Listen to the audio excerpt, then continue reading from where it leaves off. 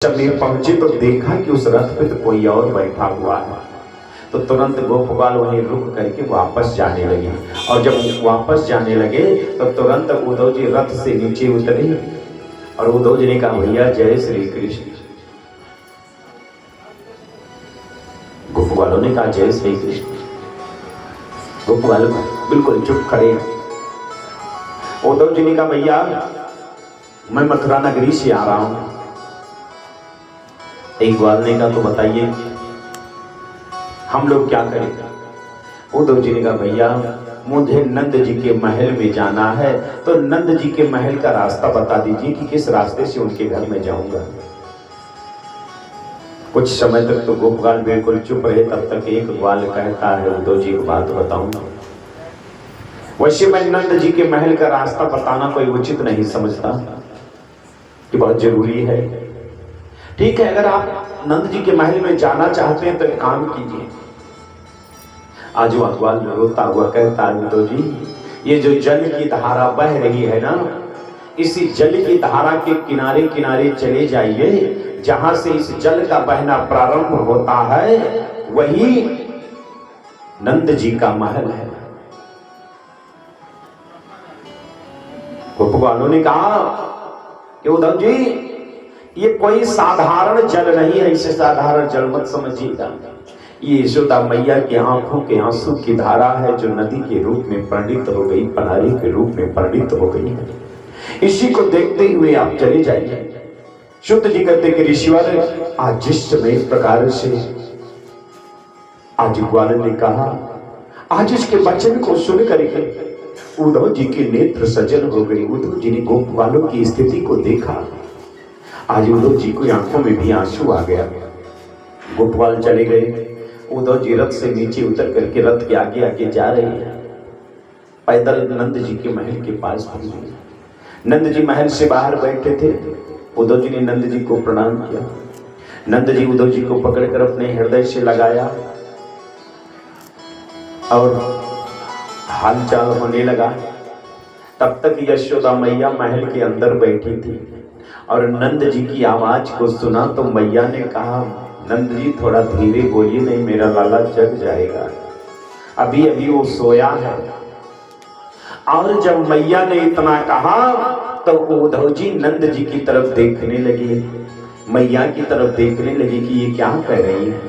अरे कन्हैया तो मथुरा नगरी में है। तो जब नंद जी की तरफ उद्धव जी देखने लगे तो नंद जी की आंखों से आंसू निकल पड़ा। नंद जी ने कहा, बेटा क्या बताऊं, जब से मेरा कन्हैया गया है ना तब से इनकी यही हाल है। रोते रोते इनकी आंखों की आंसू समाप्त हो गई। अब तो रोती हैं तो आंखों से आंसू भी नहीं निकलता और हमेशा अपने बेटे की याद में रोती रहती है। कभी कहती हैं कि वो गाय चराने गया है, कभी कहती हैं सो रहा है। भोजन बनाती हैं दिन के दिन परोस करके, इंतजार करती हैं कि अभी मेरा लाला आएगा खाएगा।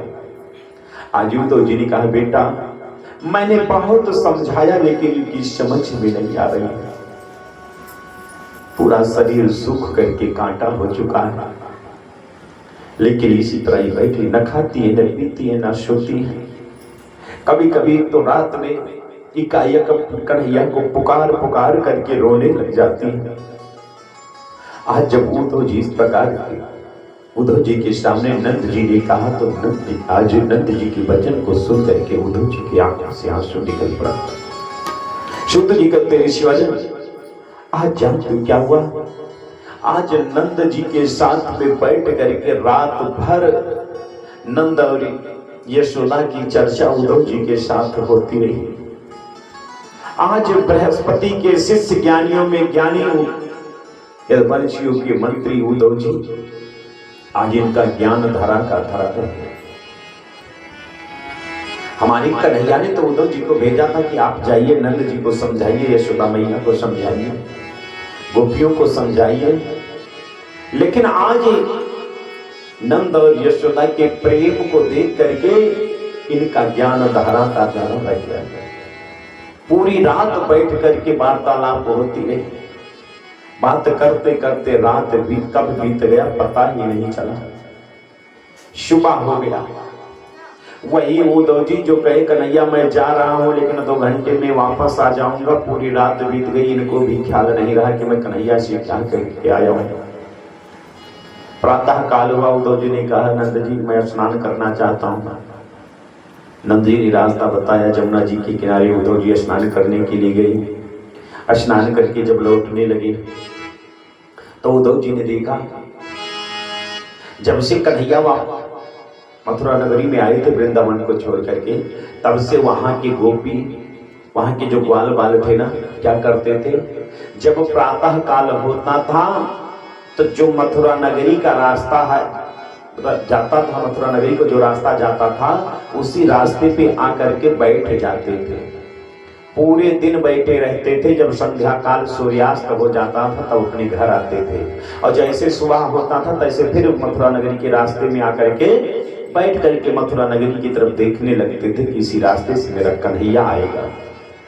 ये गोप ग्वालों का हमेशा का नियम हो गया था। और जब स्नान करके उद्धव जी लौटने लगे, उद्धव जी ने देखा कि आज गोपियां जल भरने के लिए गई है।